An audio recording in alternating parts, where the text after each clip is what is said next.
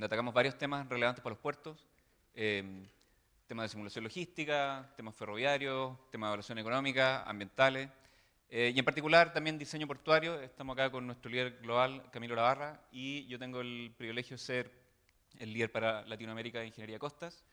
Y voy a presentarles un trabajo que hice en conjunto con Roberto Agredano, que es de PRW, está aquí también en la primera fila. Roberto tiene mucha más experiencia que yo en cambio climático, le pueden hacer todas las preguntas que quieran. Así que, nada, este seminario es lo tengo muy cerca de mi corazón. Fue uno de los primeros seminarios que yo participé con el profesor Rodrigo Cienfuegos hace muchos años, presentando una evaluación del oleaje en la playa del Trocadero, acá en Antofagasta. Por lo tanto, estoy muy feliz de volver acá, de ver caras familiares.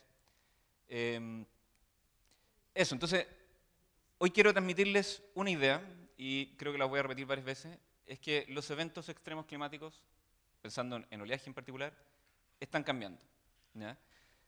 En la agenda vamos a hablar primero de los eventos extremos, después vamos a hablar un poco de cambio climático, y en el punto 3 y 4 es donde me quiero detener más, y es cómo hacemos un análisis no estacionario, es decir, con estos eventos cambiando, y qué aplicaciones, qué conclusiones podemos sacar de esto. Entiendo que este es un seminario mucho más profesional, quizá un poquito menos académico, por lo tanto me voy a limitar a una ecuación y a un meme solamente. Eso, partamos por el principio. Análisis de valores extremos. Voy a hablar de un ejemplo puntual del caudal del río Maipo, un río en el sector central de Chile. Digamos que hubiera un puerto cerca de la desembocadura del río Maipo y uno quisiera saber un caudal de diseño, caudal de 100 años retorno. Tomamos un registro, elegimos los valores extremos, ajustamos una curva de distribución y obtenemos un ejemplo, una wave ajustado con un método de momento. Estándar, fácil, muchos acá lo hemos hecho, ¿cierto? Fácil, ¿cierto? El 2018 yo estuve en este mismo seminario, ese soy yo,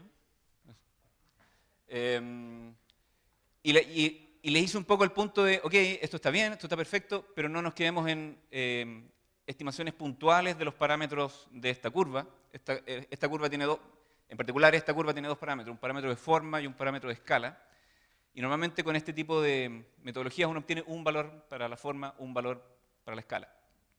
En 2018 decía el punto, ok, pero lo podemos hacer mejor. Podemos hacer un análisis bayesiano y obtener una distribución de estos parámetros, y con eso obtenemos una mejor caracterización del intervalo de confianza. Normalmente uno toma el intervalo de confianza como un rango de valores, pero en verdad es una distribución. Pensemos en distribuciones.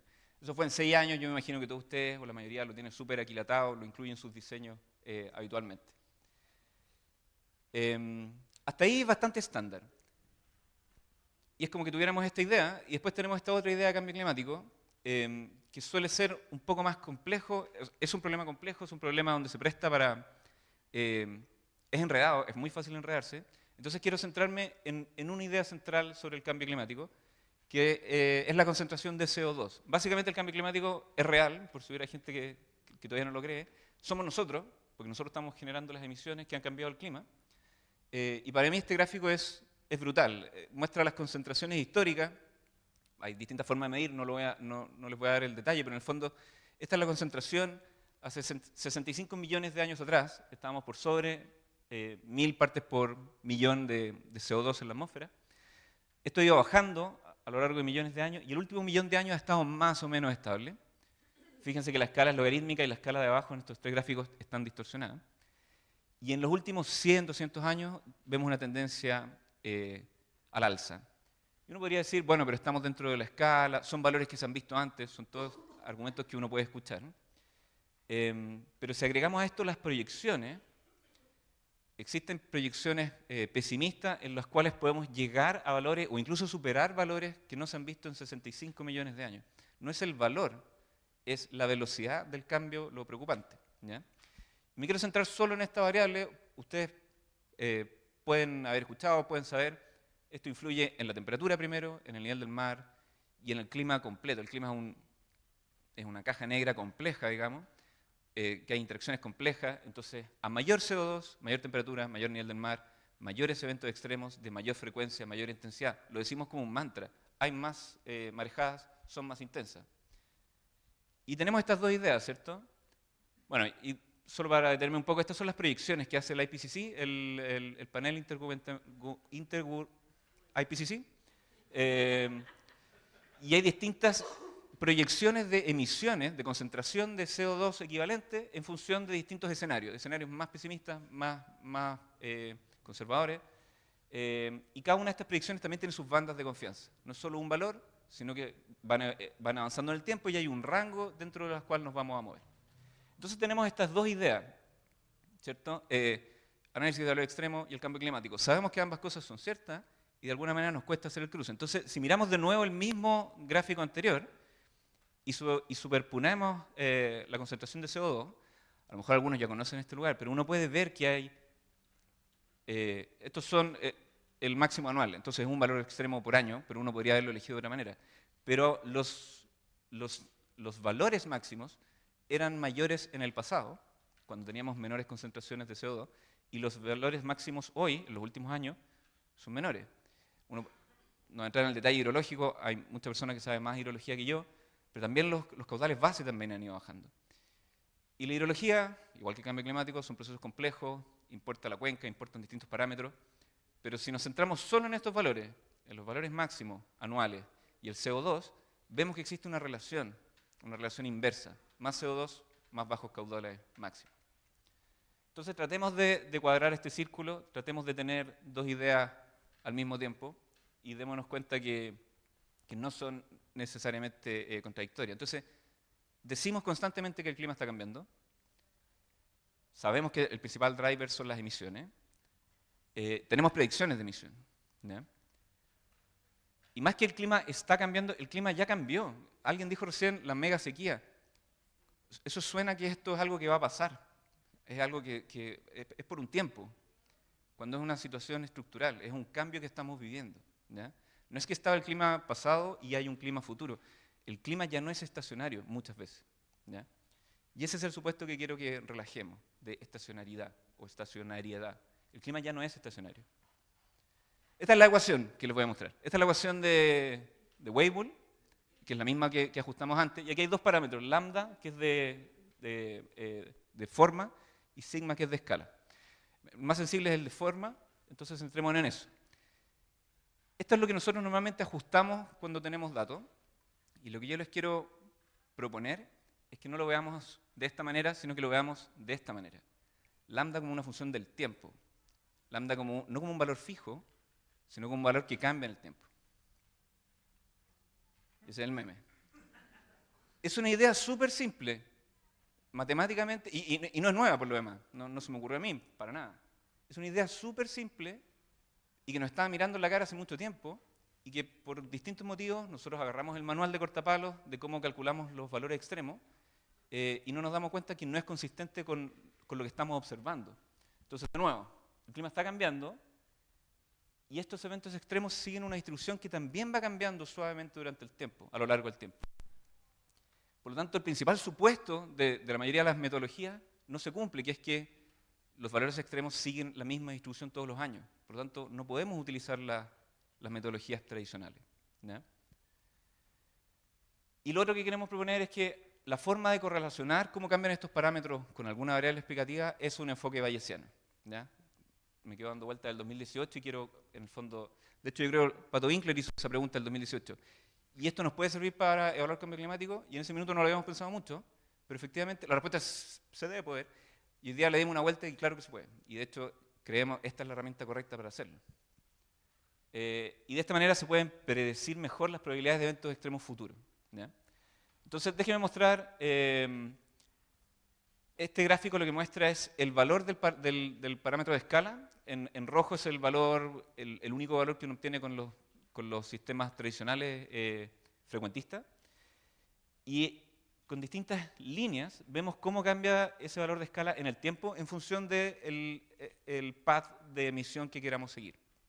Entonces, hoy coinciden con los datos hasta hoy, pero a medida que avanzamos en el tiempo, si tenemos un escenario, si seguimos un camino de emisión más pesimista, este parámetro de forma va a subir más a que si seguimos un un camino de emisión más optimista. Ahora, esto no dice mucho, es difícil ver qué significa que el parámetro cambie entre 1 y 1,2 o 1,3, no significa mucho. Entonces déjeme mostrarlo de otra manera. Antes de eso, brevemente, la diferencia bayesiana es básicamente como yo actualizo mis creencias. Tengo una creencia original, tengo datos y la actualizo. Y lo que estamos haciendo acá es, estamos proponiendo un modelo, que es que los valores extremos siguen parámetros que cambian en el tiempo. Y ese cambio depende de alguna variable explicativa, que nosotros estamos proponiendo el CO2, la concentración de CO2 global.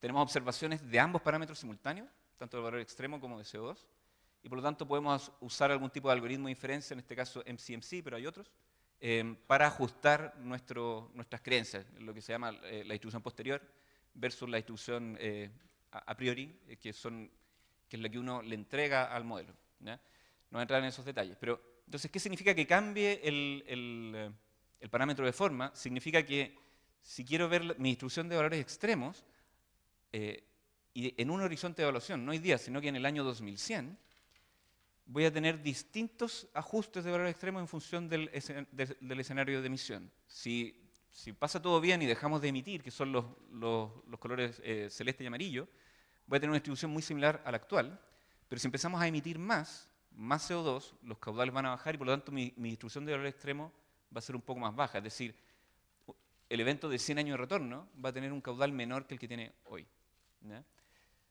Verlo de otra manera, si yo tomo el evento de 200 años, que suele ser un valor de diseño por el manual de carreteras en todos los proyectos fluviales, ese valor hoy día tiene un valor entre 5.500 y 6.000, depende de la metodología, depende de los datos, pero es de ese orden estamos hablando. Lo que estamos diciendo es que ese valor va a ir cambiando en el tiempo, podría llegar incluso hasta 3.000, si es que seguimos el peor escenario de mayores emisiones, o podría mantenerse más o menos constante. Por lo tanto, va a depender de lo que pase en el futuro. Para mí también es súper importante mostrar no solo el valor, sino que estos son distribuciones. Para cada una de estas alternativas que pueden ocurrir, podemos cuantificar cuál es la incertidumbre. Es decir, incluso en un escenario positivo, tenemos un rango sobre el cual se puede variar ese valor. Que por lo demás eso es cierto incluso con los valores. O sea, uno dice la ola de 100 años de retorno. Es una distribución en verdad. Y solemos no verlo o no hacerlo explícito. Esta metodología nos obliga a hacerlo explícito y a lidiar con estas incertidumbres. Y yo encuentro que eso es algo positivo. Después voy a ahondar un poco por qué. Ahora, como decía Pato Catalán ayer, ok, pero ¿qué escenario escogemos? ¿O qué criterio escogemos? ¿Ya? En el fondo hay varios de estos escenarios de emisión y una de las gracias de estos enfoques bayesianos es que tú puedes ser explícito con tus supuestos, ¿ya? Yo creo personalmente que es muy poco probable que sigamos escenarios muy optimistas. Y aquí, por ejemplo, si le doy 5% de probabilidad a cada uno y 30% a los tres más pesimistas, puedo obtener una distribución, de nuevo, del periodo de retorno de 200 años, una distribución ponderada por cada uno de esos resultados. No tengo para qué, normalmente los consultores le pasamos la pelota al cliente. Díganos usted qué escenario quiere usar. Como si el cliente tuviera suficiente información para... Ni él, ni nosotros sabemos. Pero sí podemos ser explícitos y decir, mira, yo creo que es muy probable que sea algo negativo y podemos afinar esas probabilidades y ser explícitos. Estos son nuestros criterios de diseño. Y eso nos está dando esta distribución de caudales extremos. Acá estoy usando caudales, pero este es un seminario de puerto. Estoy pensando todo el tiempo también en oleaje. Esto es aplicable a oleaje sobre todo. Solo que este es un buen ejemplo, basado en un proyecto anterior, pero es un buen ejemplo para mostrar la metodología. Bueno, y aquí un poco para dar el punto a Rosita, aquí voy a mostrar otra forma de hablar del riesgo, pero la vulnerabilidad y la exposición lo voy a meter en el impacto, ¿ya? Pero sentémonos en la probabilidad. La probabilidad de la amenaza, en este caso de la crecida de 200 años, de nuevo, no es un valor, es una distribución, y es una distribución que va a cambiar en el tiempo y podemos tener una idea de para dónde va a cambiar y qué orden de magnitud va a cambiar. Por lo tanto, el riesgo, que puede ser la probabilidad de fallo en una estructura, cantidad de pérdida monetaria, digamos, al año, esta metodología nos permite gestionarla como una incertidumbre, gestionar como uno gestiona cualquier tipo de riesgo a través de seguros, a través de diseño probabilístico, por ejemplo. Eso. Esa es la metodología que quería mostrar. Voy a volver a decirlo. El clima está cambiando, los eventos extremos están cambiando. Y los proyectos, la ciudadanía nos pide, el Servicio de Evaluación Ambiental nos pregunta, ¿está considerado el cambio climático? Y muchas veces uno dice, sí, el nivel del mar le sumamos 30 centímetros. Porque eso más o menos podemos saberlo. Pero cómo cambia el oleaje es una pregunta harto más compleja, ¿ya? Entonces, acá presentamos una metodología de un análisis de valores extremos no estacionarios, basado en inferencia bayesiana, y estamos proponiendo usar el CO2 como variable explicativa. Uno podría elegir otras variables, uno podría elegir otro algoritmo, pero esas son las ideas principales. El principal supuesto que estamos pidiendo relajar es que los eventos extremos no distribuyen de la misma manera todos los años, y me parece que eso es algo evidente. Creo que todos lo decimos, pero al momento de hacer los cálculos simplemente no lo consideramos. El costo y plazo de hacer este tipo de análisis es bajo. La alternativa, por ejemplo, es simular el clima futuro, simular 500 modelos de clima con distintos parámetros de emisión, con distintas teclas y perillas que se pueden mover, hacer un downscaling, hacer un modelo hidrológico en este caso, predecir cómo va a cambiar las propiedades de la cuenca. Es un esfuerzo brutal que puede tomar varios meses en supercomputadores, y la alternativa que tenemos acá es poco costosa, es relativamente simple de implementar y sobre todo entrega resultados cuantificables en plazos súper acotados. Y nos permite lidiar con las tendencias y la incertidumbre, que a la gente que nos gusta las probabilidades, las estadísticas, esto es algo súper importante. Ahora, obviamente esto no es perfecto, no es nada perfecto, obviamente tiene debilidades. Una de esas debilidades es que el efecto de cambio climático, primero, que ya es observable en los datos, ¿ya? Pueden haber lugares geográficos donde esto no sea tan evidente como en el caso del río Maipo, ¿ya? Y en ese caso, si tú le metes todo eso a la juguera, no vas a obtener tendencias significativas en el tiempo de los parámetros, ¿ya? Entonces, esa es una debilidad. Evidentemente se necesitan buenos datos de larga data, de larga duración. Sin eso tampoco se puede hacer este tipo de análisis más estadístico. Las relaciones climáticas claramente están sobresimplificadas. Acá no estamos modelando el clima, esto es un análisis estadístico completamente. Y por todo lo anterior, es súper importante contar con conocimiento experto de la física y con conocimiento experto de estadística, ¿ya? Un poco para citar también un trabajo ayer, los resultados de los modelos van a ser tan buenos como las personas interpretándolos. Por lo tanto, el llamado que queremos hacer es justamente no seguir un manual de cortapalo y después no saber muy bien qué hacer con los resultados. Me faltó una lámina, pero bueno, quería decir, hay una cita de George Box que dice que todos los modelos están equivocados, y yo lo creo firmemente. Todos los modelos son modelos, son interpretaciones, son simplificaciones, y los resultados solo... bueno, y la cita dice, están todos equivocados, pero algunos son útiles. Yo creo que este modelo puede ser bastante útil, este enfoque puede ser bastante útil. Entonces, queremos hacer un llamado a los puertos, a los consultores, a la autoridad, a que cuando nos dicen están incorporando cambio climático, lo podemos hacer. Hay formas, esta es una forma, no estoy diciendo que sea ni la mejor ni la única, pero esta es una forma. De nuevo, lo decimos muchas veces, que el clima cambia, que los eventos extremos cambian, que las marejadas son más seguidas y más intensas, pero pocas veces yo he escuchado, ¿qué tanto más seguida? ¿Cuánto más intensa? Y esta herramienta nos puede ayudar a responder eso. También abrazar el hecho en que no sabemos cómo va a seguir el clima, cómo va a seguir cambiando, ¿ya? Tenemos algunas ideas, tenemos algunas proyecciones, pero no sabemos exactamente. Por lo tanto, claro, podemos ser súper conservadores y sobrediseñar, que es una alternativa, pero los ingenieros estamos en el negocio de estar al límite, ¿cierto?, de optimizar. Por lo tanto, esto nos permite abrazar esa incertidumbre. Y lo que estamos haciendo esto es proponer, de nuevo, este no es ni la última palabra, ni la mejor metodología, pero es una metodología donde sentimos que no hay muchas o no hay ninguna. Por lo tanto, estamos felices de compartirlo. Así que eso es lo que quería mostrarles. Encantado de atender preguntas. Roberto también puede atender preguntas más de cambio climático. Así que muchas gracias. Muchas gracias. Oye, alcanzamos a pegar el tiempo. Entre ustedes dos pónganse de acuerdo quién va a hacer la pregunta. ¿Sí? Voy a decir, don Pato va a hacer la pregunta. ¿Decidieron cuál? ¿Qué Pato? Ya. Antes de hacer la pregunta más difícil. ¿No? Gracias, Benja. Bien motivante y bien intelectualmente demandante la propuesta y claramente es un problema que tenemos para el futuro. Bueno, ayer también dije estadísticas y mentiras, ¿no? Y aquí implícito incorporas una nueva variable y lo mencionaste en una parte, después me dio la impresión de que medio que te contradeciste y te contradijiste, porque dijiste no es el valor del CO2, es la tasa de cambio. Y la tasa de cambio ha sido muy alta.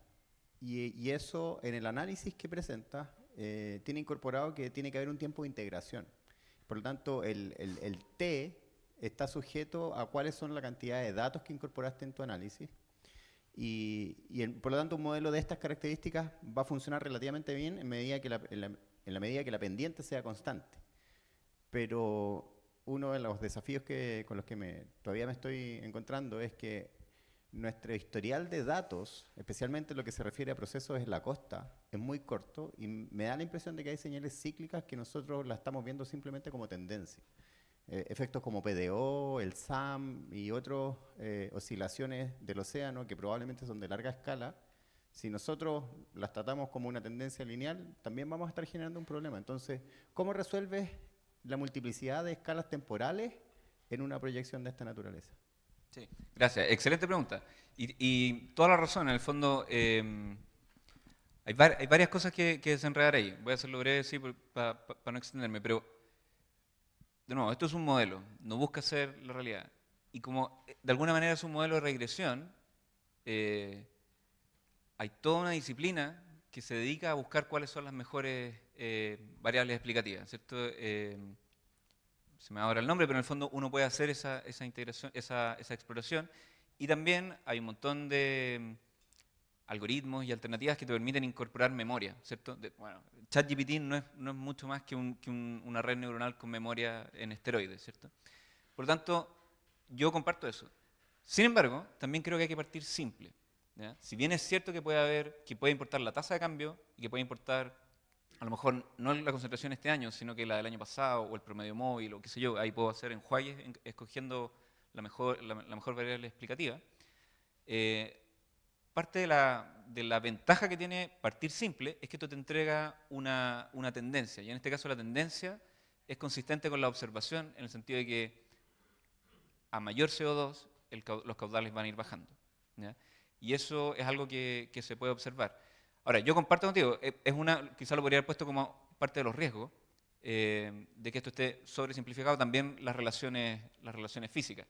Sí lo pondría como una recomendación de partir simple y ir complejizando, porque también tú puedes partir con un modelo súper sofisticado, incorporando, qué sé yo, tasas de cambio, tiempos de memoria, pero en cada sofisticación incluyes un parámetro más sobre el cual tienes más incertidumbre. Por lo tanto, mi recomendación en general, para un modelo de oleaje, para un modelo de partículas, es partir sencillo y ir sofisticando a medida que sea necesario. De nuevo, esta es una primera orientación, nos da una idea de las tendencias de los cambios y asume o destruye la idea de que los periodos de retorno son fijos en el tiempo. Y creo que por ahí estamos partiendo. Se puede sofisticar mucho más. No me cae duda que ustedes lo pueden hacer, pueden aportar muchísimo. La academia, quiero decir, los otros consultores felices. Entonces, acojo tus comentarios y por ahí lo tomaría yo.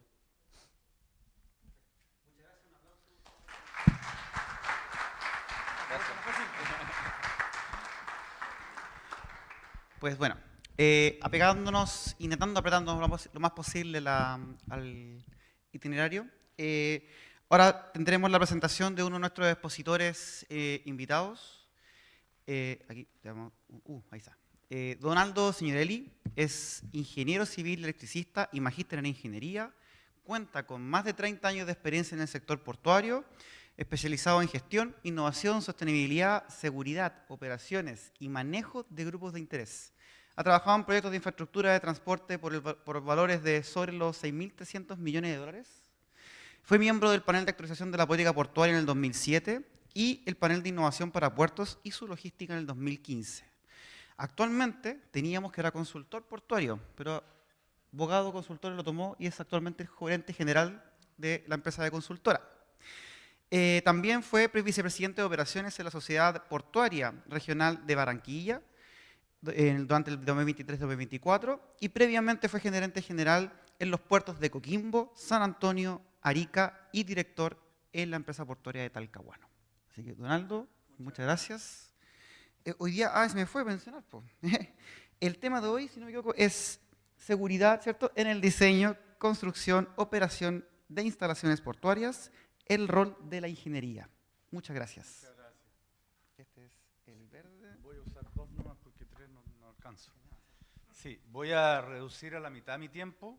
Puse el cronómetro aquí porque partí 40 minutos tarde, así que vamos a ir recuperando. Realmente gracias a la asociación por invitarme, me honraron cuando lo hicieron, puesto que yo ahora estoy freelance, o estaba freelance, y encontré que era un acto súper generoso de ustedes, del comité de proyectos, de convocarme. Así que gracias a Carla, a Pato, a Cindy y a todos. En segundo lugar, muy honrado de estar en esta universidad. Yo fui 3 años profesor de jornada parcial de esta universidad, desde la sede de Coquimbo, y también tenía alumnos de aquí, por lo tanto es un agrado. Yo siempre he podido participar en la academia, que es muy útil, para relacionar la empresa y la investigación. ¿Por qué traje este tema que es tan concreto, tan aterrizado? Porque los quiero desafiar. Los quiero desafiar a que al menos cada una de las instituciones que están aquí estudie más de seguridad y protección, y ojalá más profesores y más estudiantes desarrollen más metodologías y análisis, porque aquí está la vida humana, al igual que en los otros eventos que hemos visto hoy. Y la vocación es que esto tiene que ver desde el diseño, obviamente la operación, y finalmente la operación. Diseño, construcción y operación. Efectivamente estoy desde esta semana en Bogado es una empresa clásica, yo la conocí el año 1994 cuando entré al Ministerio de Obras Públicas, una empresa consolidada, mediana, de ingeniería y de consultoría, inspección, tenemos trabajo en todo el país y en particular en distintos mercados, y estoy abriendo dentro del transporte o reabriendo en la empresa el ámbito portuario, tanto el negocio, que es mi especialidad, pero también en terrenos más duros, que es la especialidad de muchos de los colegas de la red que yo integro. Mi primera experiencia con Bogado fue con don Víctor Bogado, que era profesor de la Escuela de Ingeniería de la Chile y consultor del MOB, y me causó una gran impresión, y yo tengo la responsabilidad de mantener esa herencia de impecabilidad en nuestra industria. Este tema de la seguridad es bien complejo, pero me llamó la atención que de los 8 vectores de este congreso, 4 tienen que ver con aquello, tanto protección como seguridad. Por lo tanto, creo que estoy en el contexto, a pesar de que me declaro un outsider de las metodologías matemáticas que ustedes identifican. Ahora, como magíster todavía me acuerdo, pero no las uso mucho, para serles franco. Y como saben ustedes, en castellano no hay 2 palabras para diferenciar entre security y safety. Entonces vamos a usar el concepto de seguridad y protección. Seguridad en la salud y la accidentabilidad, y protección en el crimen organizado. Respecto del rol nuestro, yo creo que está desde el plano, desde el AutoCAD. Yo he estado en obras en que no hay por dónde pasar entre un punto y otro. Y hay unos tablones y los trabajadores están haciendo equilibrio en el tablón. Como cuando cantábamos en la barra de la U, que vamos a salir igual campeones. Salta en el tablón. Así están los trabajadores saltando en el tablón, poniendo en riesgo su vida a 20 metros sobre el mar, entre medio de fierros y de cosas. Y yo digo, ¿y dónde están los proyectistas aquí? Que no hicieron un puente. Entonces, hagan un puente, pues. Porque ustedes saben que hay un tema que son las condiciones y la otra son las actitudes. Y ustedes, como colegas diseñadores, son responsables de lo primero, que es las condiciones. Impresionante cómo avanza el tiempo, ya llevo 4 minutos. No puedo, por lo tanto, contar todo. ¿Ah? Está la autoridad marítima aquí presente, lo que me encanta, porque yo soy un fiel... ¿cuál es la palabra exacta? Ellos son los que nos autorizan, ellos son los que nos han dado nuestras certificaciones, y son los que gobiernan la seguridad y la protección tanto de la vía en el mar como en las costas, en los puertos, y la protección de ellos. Así que ellos son los expertos. Yo simplemente voy a hacer referencia a sus recomendaciones. Vamos a partir por la accidentabilidad. Aunque no lo crean, yo empecé con esto en tercer año de ingeniería, hace 39 años. Yo era presidente del Centro de Alumnos de Electricidad y se nos murió electrocutado un profesor auxiliar. ¡Pah! En el laboratorio de electrónica potencia. Imagínense el impacto. Además era un profesor destacadísimo, alumno de magíster, próximo a titularse, próximo a irse al doctorado, y muere. No teníamos idea de lo que era la seguridad industrial y convocamos a gente que sabía, hicimos charlas y empezamos a entender los riesgos a los que estábamos expuestos. Y son 39 años preocupados del tema. He dado muchos pésames. No quiero dar más pésames. ¿Qué significa este tema? Resulta que de más o menos el 500.000 de trabajadores en esta industria que somos, fíjense que estos son datos de la Autoridad Marítima, el 44% de los accidentados son del ámbito portuario, es decir, alto. ¿Ah? Y si vemos en qué se distribuyen los trabajadores, acá están los datos del Observatorio Logístico y de la Directemar. Aquí, digamos, aquí se agregan los logísticos, los camioneros, y aquí arriba están todos los que trabajamos en el ámbito de puertos en alguno de sus ámbitos, en alguna de sus acciones. Y resulta que la accidentabilidad o la tasa de accidentabilidad, si bien ha ido bajando, se mantiene en unos niveles altísimos, ¿ah? De entre 3.000 y 4.000 accidentes cada 1.000 personas que trabajan. ¿Y cuál es el tipo de accidente? Bueno, los más importantes, el golpe, por, contra, los contactos, las caídas, y en el mundo logístico el accidente de tránsito es el principal. Ayer uno de los expositores me conmovió cuando habló de la accidentabilidad, de los atropellos. Efectivamente es el golpe con vehículos mayores el más relevante. Hay mucha información, pero a ustedes que les gustan los números, observen el diente de sierra increíble que se manifiesta en este mercado. Y por algo súper simple. Tenemos un accidente y todos nos preocupamos. Y después nos relajamos y tenemos otro accidente y volvemos a correr y todos nos preocupamos. Ese diente de sierra es real. Aquí lo vemos en los fallecidos, que es abajo, y en los accidentes, que es arriba y a la derecha. Desde el año 2014, o sea, los últimos 10 años, el diente de sierra es una constante. Y yo lo veo en mes a mes, porque uno tiene que hacer este análisis mes a mes. Y cuando lo hacemos mes a mes, de nuevo el diente de sierra. Datos de la Autoridad Marítima de los accidentes del último año y de los últimos 10 años.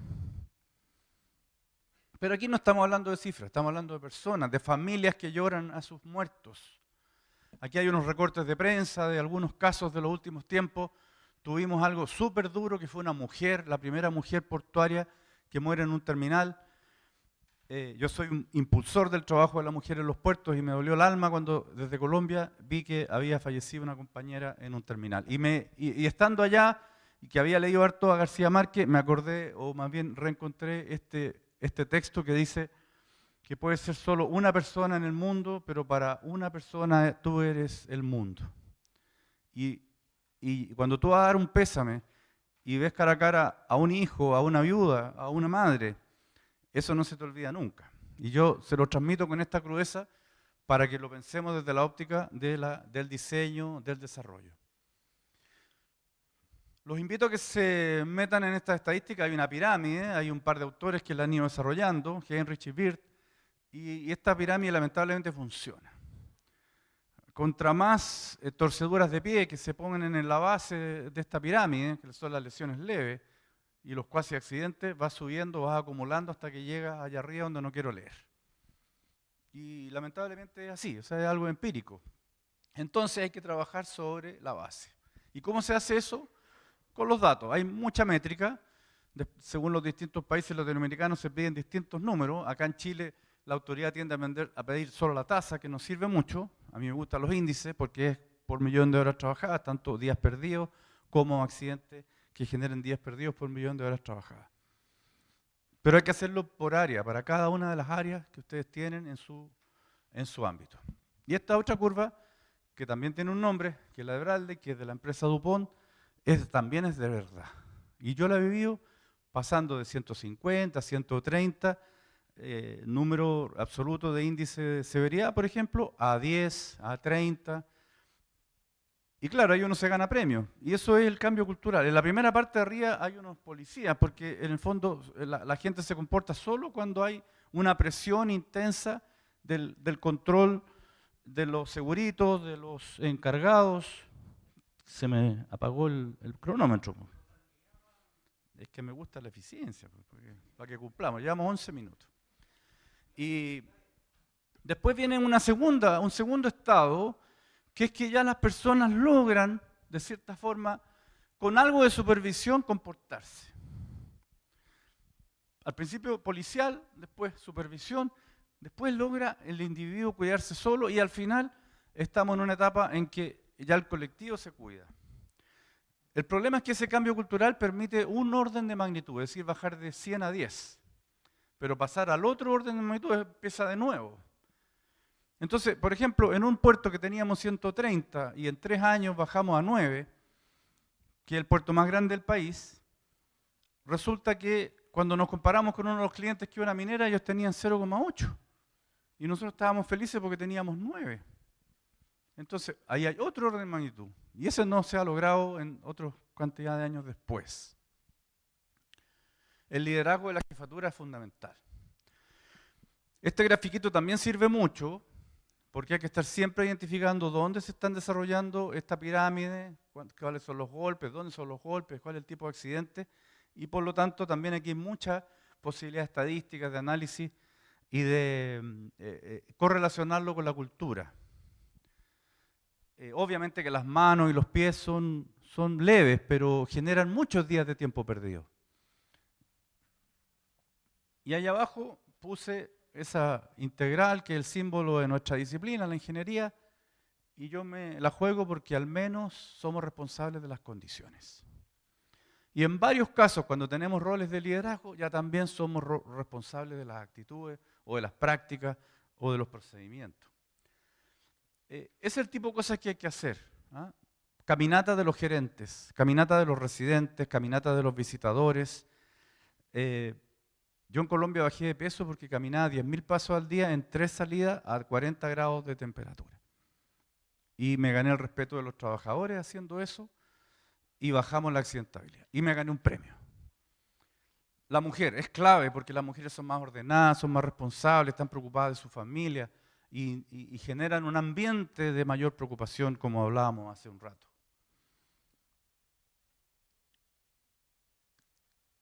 ¿Qué es lo que yo recomiendo? Salir a terreno.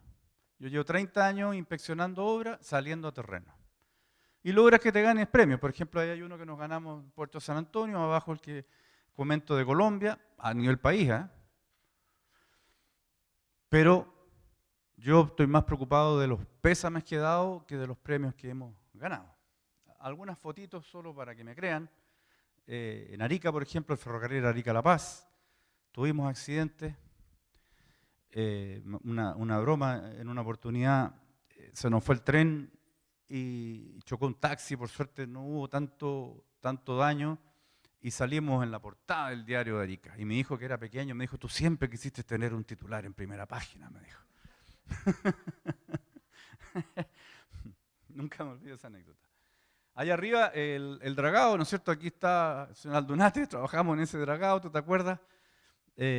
Ahí también hay mucho riesgo. Yo siempre tenía miedo de que se cortara ese cable y se nos fuera la barcaza a la deriva. Nunca se cortó, por suerte. Pero con 2 metros de ola se podría haber cortado. En la construcción del muelle Costanera, o que al frente del muelle CTI también hicimos muchas visitas inspectivas, encontrando muchas inconformidades que las empresas fueron resolviendo para el objetivo de cuidado que queríamos y además el cumplimiento de las fechas. Porque ahí hay un juego súper complejo.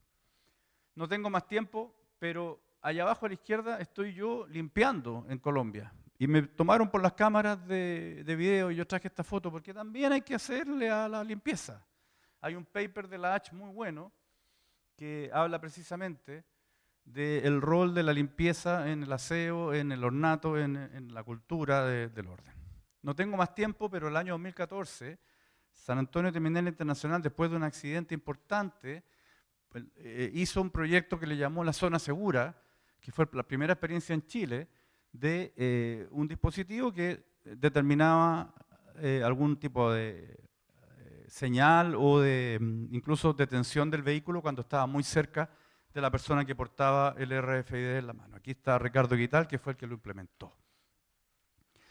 Hoy día este tipo de zona segura es un estándar y va más allá incluso. Ayer me ahorró el trabajo Cristina Pérez y Diego Moreno cuando hablaron de los gemelos digitales. Yo no entendía lo que eran, investigué, fui a ver a un experto que le leí un paper que es Paolo Saxton de Business, porque no estaban los expertos que tenemos aquí, que son españoles. Pero fíjense que hoy día tú le puedes poner un dispositivo al casco, aquí donde se ponen los fonos, y tienes un reflejo en todo terreno de dónde están ellos y por lo tanto si se están comportando o no como esperamos. Entonces, seguridad de las personas siempre, partamos desde la limpieza, hay procedimientos, cumplamos las normas, tengamos nuestras obligaciones al día y cuidemos la salud de las personas. Me encantaría, como les digo, más trabajo sobre académico y de las empresas sobre este tema. Vamos a la segunda parte, que es sobre la protección. Fíjense que ahora en la mañana me chateé con un amigo que era es gerente del puerto del Lao, de donde yo trabajaba allá en Barranquilla, y que le pegaron un balazo antes de ayer. Por suerte en el codo, está muy complicado, me contó del codo, pero está vivo. Y para serle franco, en el mismo lugar que le pegaron el balazo, yo también tuve algunos problemas. Porque este tema de las bandas criminales no es chiste.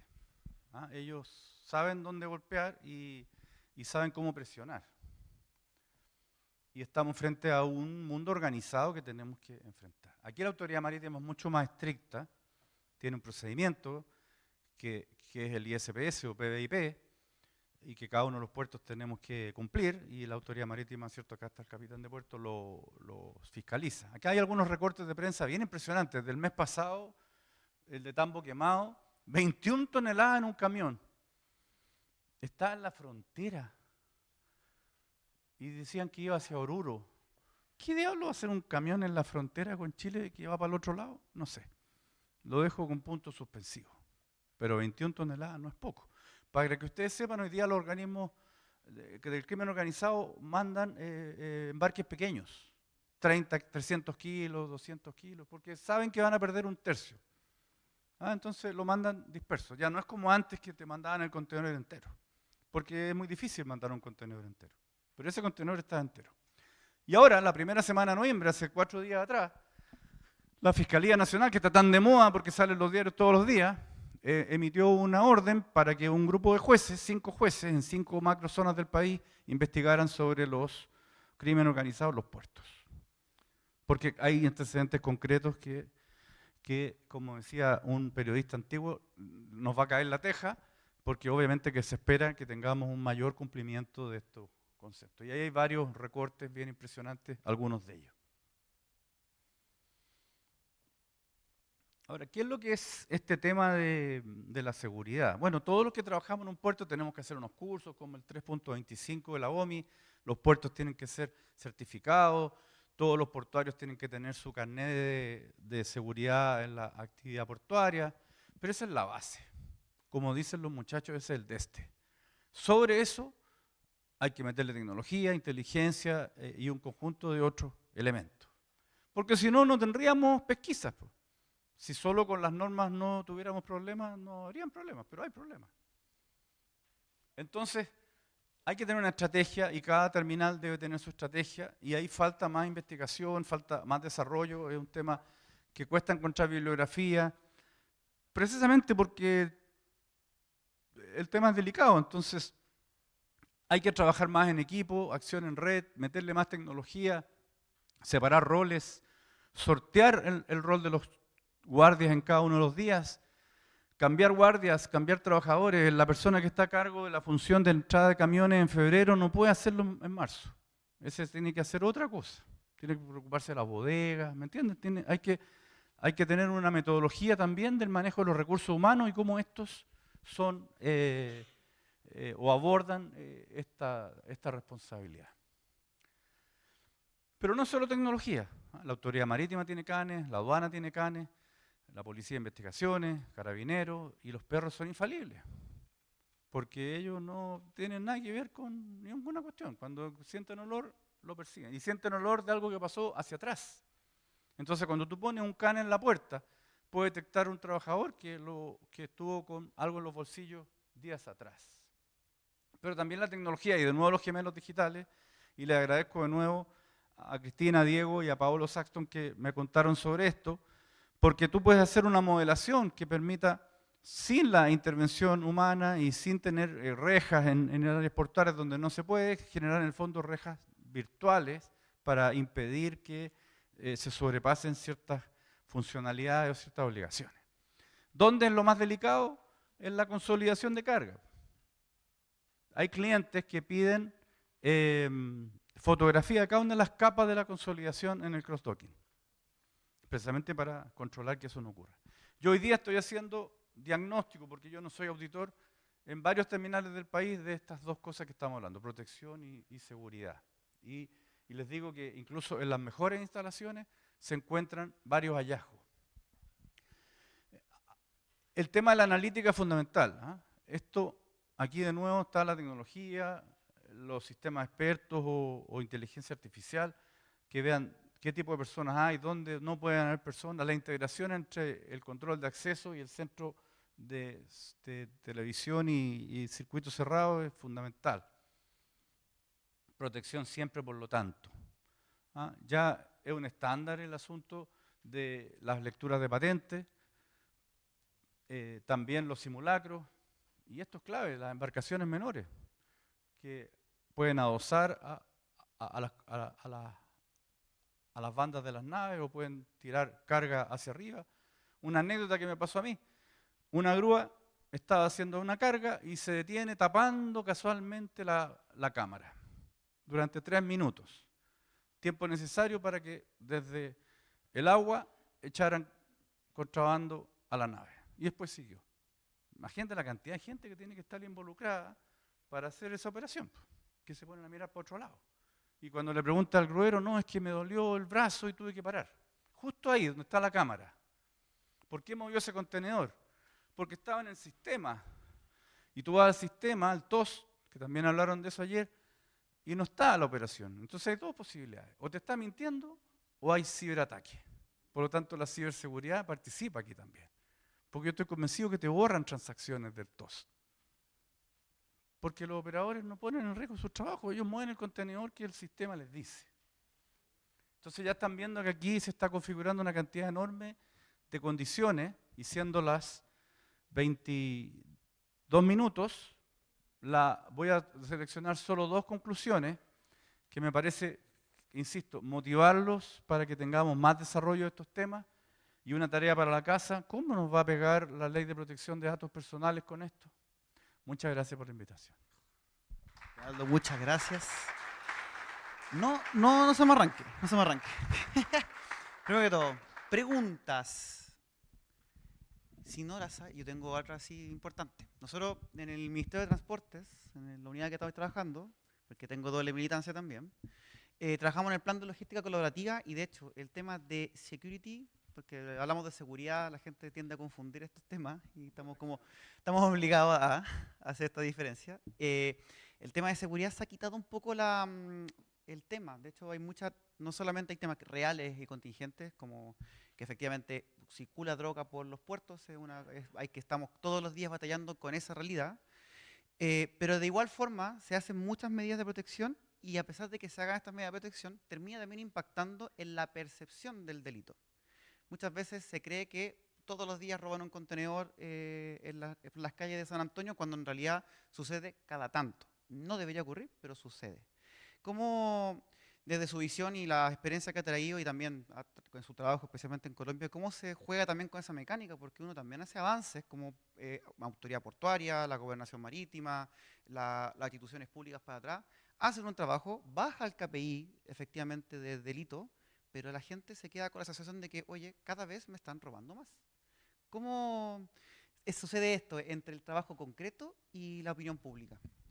Bueno, las bandas de crimen organizado, tanto para el hurto como para la contaminación de carga, están trabajando igual que nosotros. Ellos tienen un congreso igual que este y están pensando cómo, y hay unos papers y traen unos expertos químicos.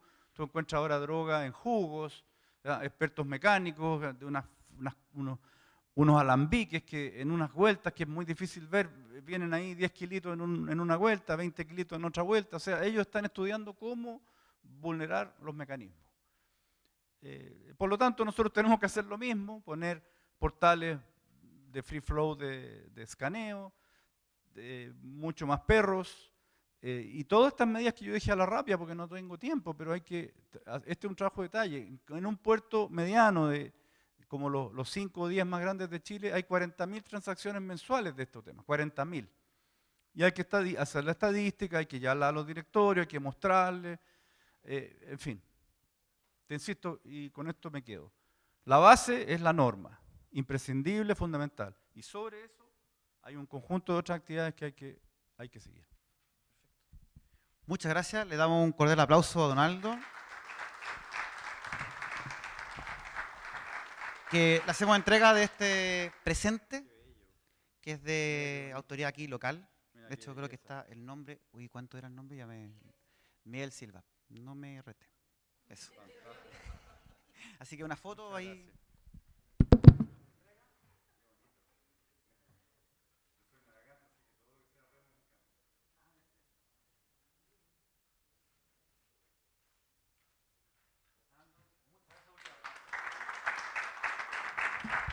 Ya, ahora viene un pequeño momento que antes, Patricio, no me odies por esto que voy a hacer, que hicimos algo que está fuera de planificación. El CIOP está en su 10ª versión y me hubiera contado hacerlo en otras instancias, pero como ven, corremos siempre con los tiempos. En su 10ª versión ha pasado por varios puertos, por varios hitos, por varios temas, tópicos y varios vaivenes en realidad, que se han cancelado, que hemos tenido problemas, entre ellos fue la pandemia, pero si algo se ha mantenido constante, recurrente, insistente, ha sido don Patricio Winkler. Así que por favor, lo invito a que se acerque acá, porque le tenemos un pequeño regalo. Así que, Carlita, en representación del comité, te va a hacer entrega del presente, porque 10 CIOP son, por lo bajo, más de 20. Más de 20 años. ¿Hay fotos, sí? ¿Hay fotos? ¿Hay fotos, Pato? Un aplauso. Sí, como decía Pablo, lo más relevante de estos encuentros es el conocimiento que se genera, ¿cierto? Esta interacción entre lo que están haciendo los científicos, entre la consultoría, los proveedores, soluciones innovadoras, las realidades de los puertos, el mundo público, ¿cierto? Los desafíos desde la articulación de todas las organizaciones que están en torno a los centros de investigación. Entonces, las temáticas de los CIOP en general son bastante atractivas, hay una lógica, están todas concatenadas. Entonces, armar esa parrilla técnica no es simple, pero además es lo que yo creo que engancha más a todos los que estamos acá. Al final del día lo que uno espera es que ustedes se vayan con una sensación de que merece la pena ir a los CIOP y que voy a lograr ver una presentación en este tema, cuánto se ha avanzado, cómo van los avances en tsunami.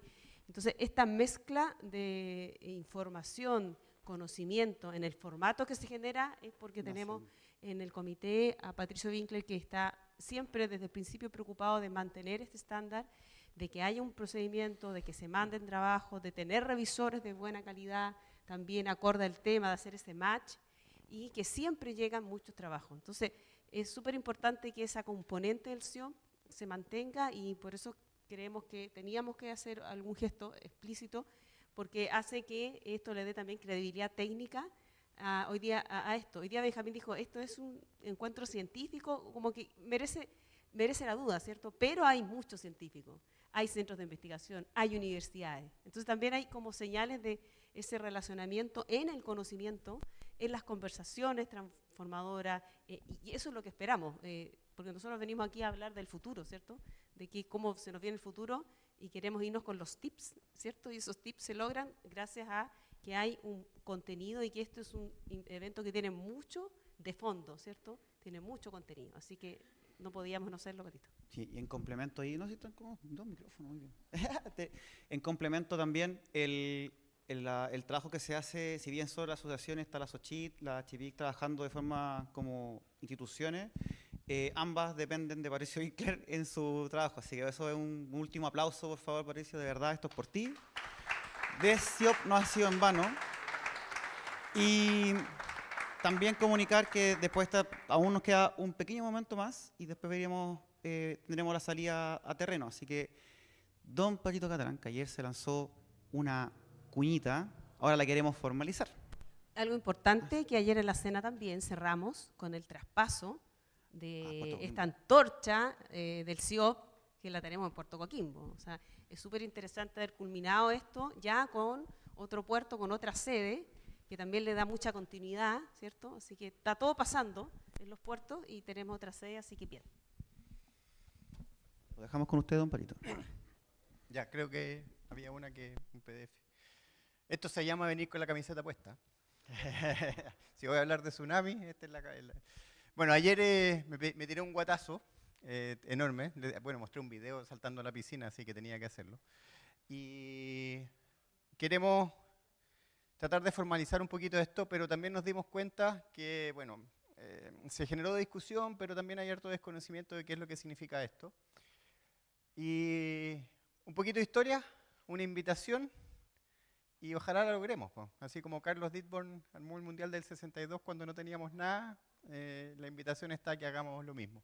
En realidad debería estar el Pato hablando aquí porque él es el que organiza las cosas, pero, pero no importa.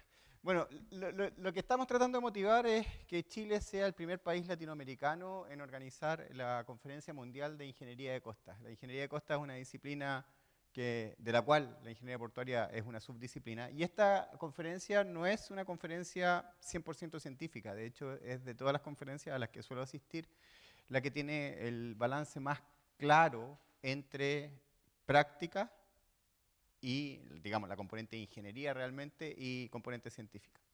Y el resto del mundo nos está mirando con buena cara porque, y aquí un motivo de orgullo, digamos, como país hemos avanzado muchísimo. El primer chileno que asistió a una conferencia de ICCE fue Rodrigo el 2004 y este año fuimos 9, 10, pero ninguna mujer, ojo.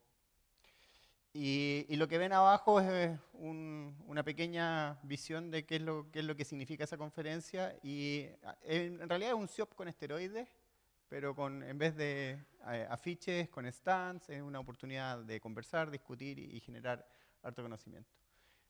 Como les contaba, a medida que hemos ido creciendo como comunidad, el resto del mundo nos mira, en realidad, lo que se hace en Chile en ingeniería de costas muy bien y creen que estamos maduros como para lanzarnos. Pero obviamente no nos podemos lanzar con las patas y el buche. Así que, en el fondo, la invitación es que hemos hablado con Carla, Pato va a estar presente. Traté de deshacerme de él, pero no pude.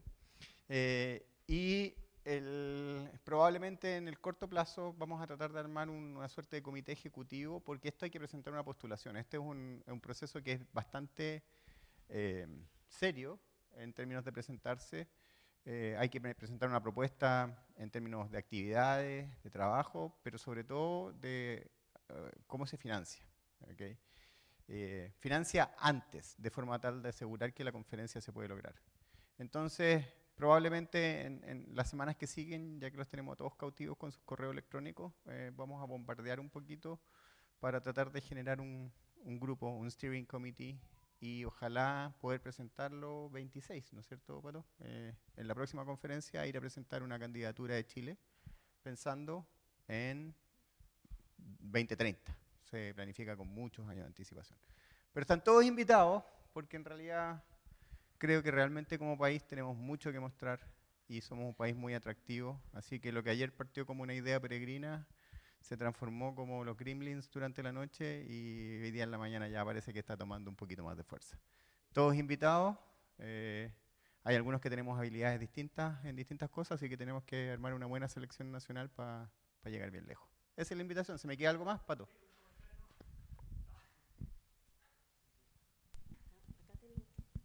Sí, comentario súper corto, que hay que aprovechar la circunstancia de que el Pato aquí presente es parte del Coastal Engineering Research Council, que son los que cortan el queque. Entonces, él, obviamente que su voto no va a valer en la selección, porque finalmente, ¿cuántos votos son? Somos 10 personas. Claro, hay que Claro, hacer- hay pero que hacer. si alguien es parte activa de una propuesta, se tiene que abstener, obviamente. Entonces va a haber harto trabajo del lobby y son, bueno, yo creo que en los próximos próximos 2 años tenemos que tener una buena propuesta. Así que, bueno, todos invitados. Gracias. Eso. Gracias. Así que logrémoslo. Excelente, muchas gracias.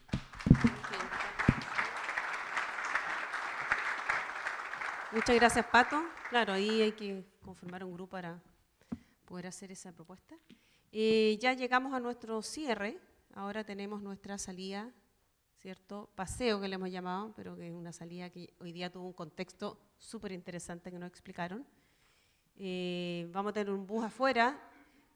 No sé si hay que dar más data. Aquí está Cindy, o no, parece que ya está afuera. Y nada, primero tenemos que agradecer al puerto de Antofagasta, que estuvo increíble. Tuvimos reuniones desde enero, ¿ah? Como 9 meses, duró como 9 meses efectivamente, fue como un hijo esto que terminó naciendo acá en estos días de noviembre, frente a la portada. Y la verdad es que darle gracias a todo el equipo, a las distintas personas. Nosotros eran varios, no tengo el listado de nombres y voy a referirme a Cindy, que fue una jefa súper buena, interna, una coordinadora, con un montón de empujes y siempre con el equipo entero del puerto con mucha disponibilidad, con mucha flexibilidad, con mucha apertura también.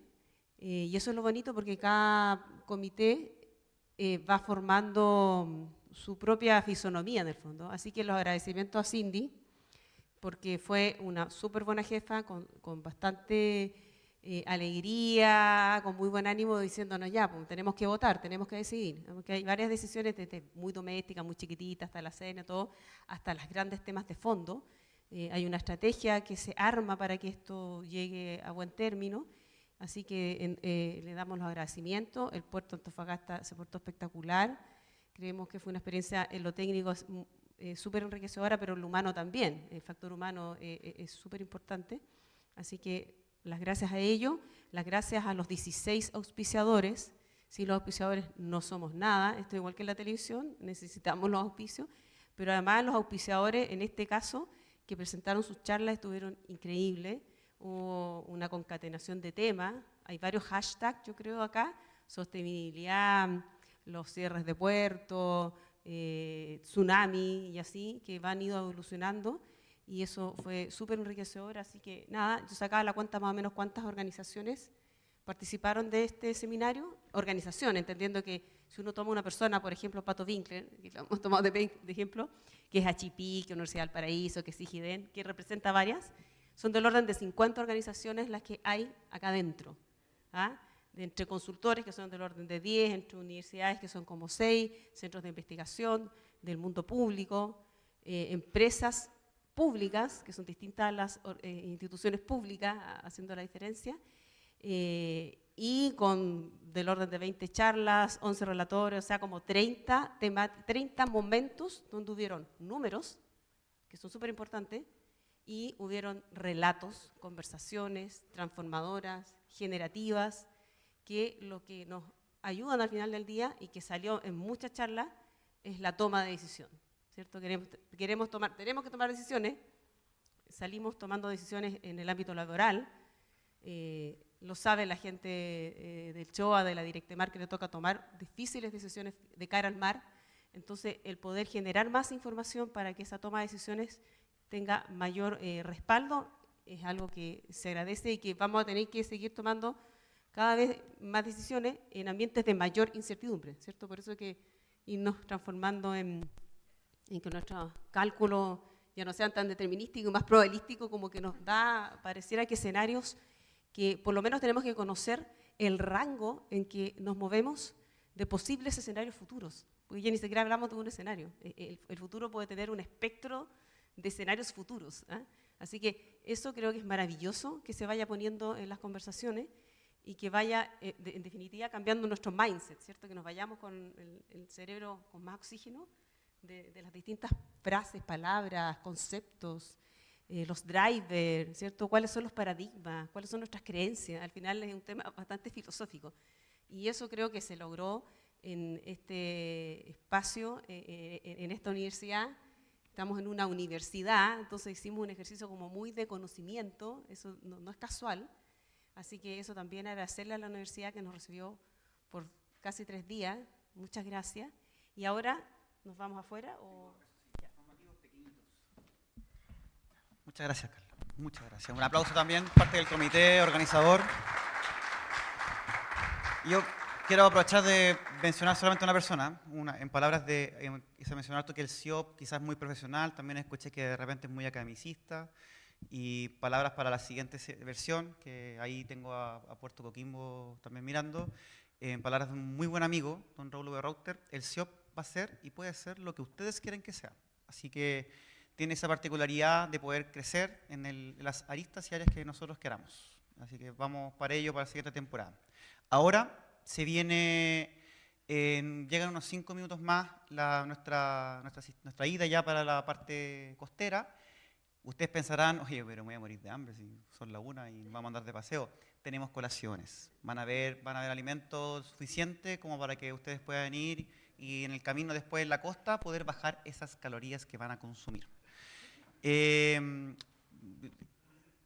Formulario de inscritos.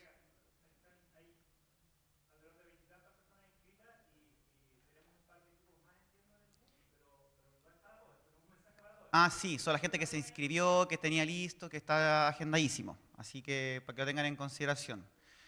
Y si no, vamos a ver cómo... Veamos, todo tiene solución en esta vida.